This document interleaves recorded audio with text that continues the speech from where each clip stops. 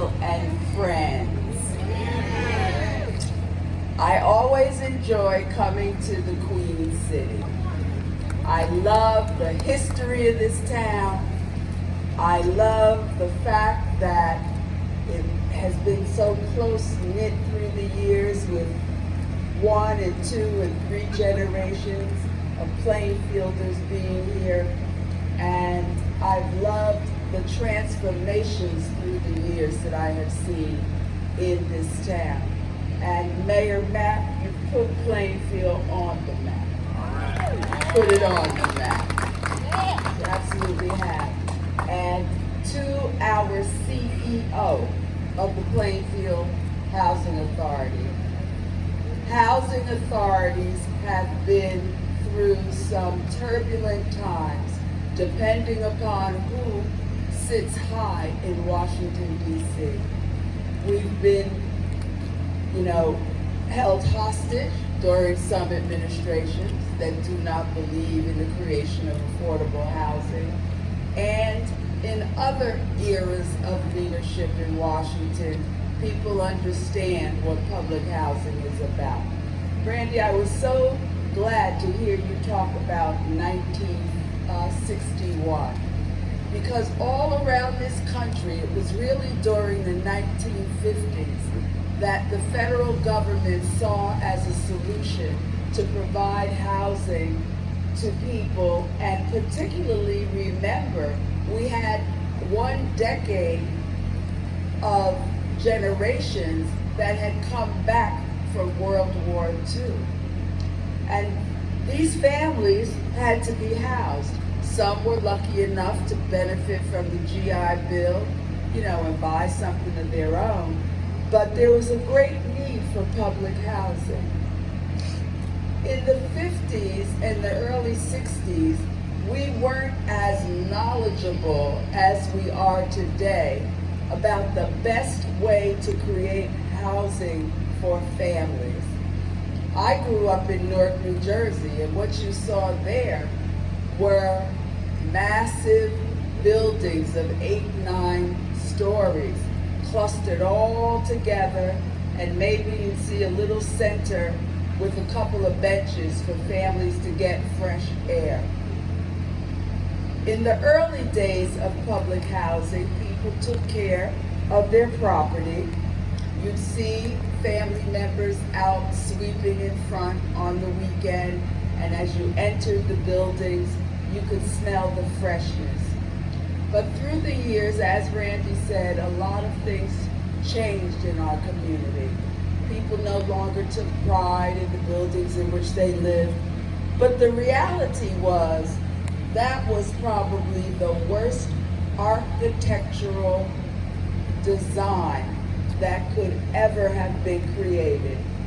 We were not meant as people and as families to live on top of each other.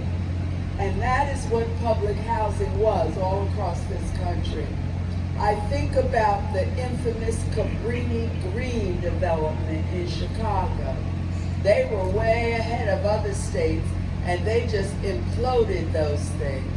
Everything that was wrong about an urban community was reflected in Cabrini Green. Let's fast forward to Plainfield, New Jersey, and New Jersey as a whole. I am very fortunate to be able to serve as the commissioner of the New Jersey Department of Community Affairs. And believe it or not, the federal government regards my department as the state public housing authority. And we're in the business of creating affordable housing as well. And you all know we had a very infamous Supreme Court decision because there were communities that were not creating affordable housing. Planning and zoning boards were, passing ordinances that said you had to have an acre of land to build X, Y, or Z. So some folks took a case up to the Supreme Court known as the Mount Laurel decision. As a result, There are 566 municipalities in New Jersey, and every single one of them is bound by the court to develop a certain number of affordable housing units so that families could have choice in communities in which they lived for affordability.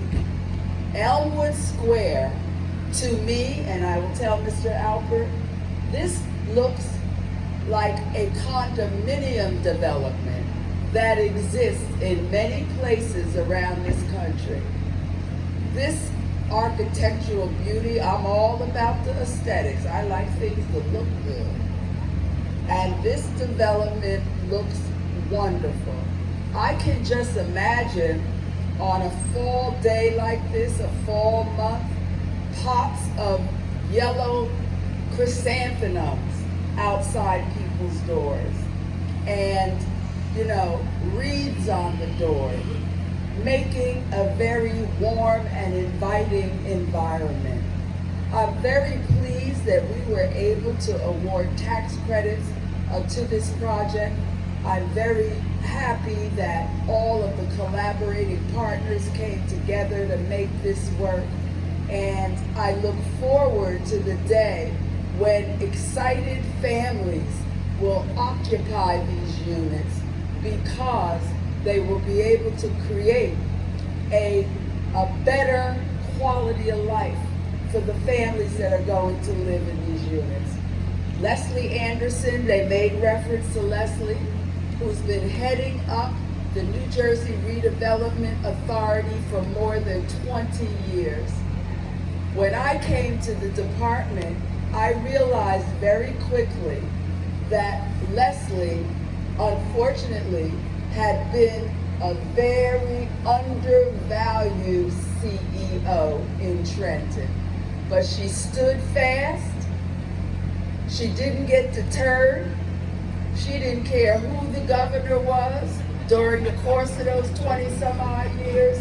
And she stayed faithful to her commitment to urban development, urban redevelopment, commercial development, and support to small minority-owned businesses. So Mayor Mapp, Randy, to the commissioners of the Housing Authority, this is a proud day for you because you have moved affordable housing into the 21st century. Yes, you have.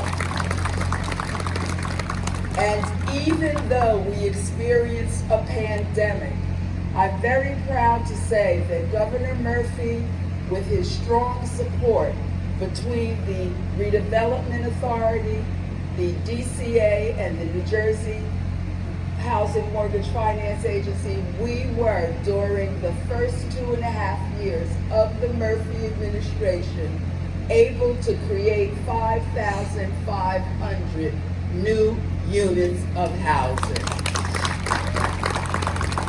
So, just the beginning. There is more to come. I'm very excited about what housing authorities are now in a position to do. The Trenton Housing Authority created something very similar to this, tore down some 1950s cop-looking things, and they named it after their state senator, Shirley Turner. It's called Turner Point. So I want to encourage developers, municipalities, the leadership of cities, housing authority commissioners, and our CEOs to continue to focus on replicating and creating more of this wherever they can. It was Maya Angelou who said, when you know better, you do better. We now know better, and we're gonna do better.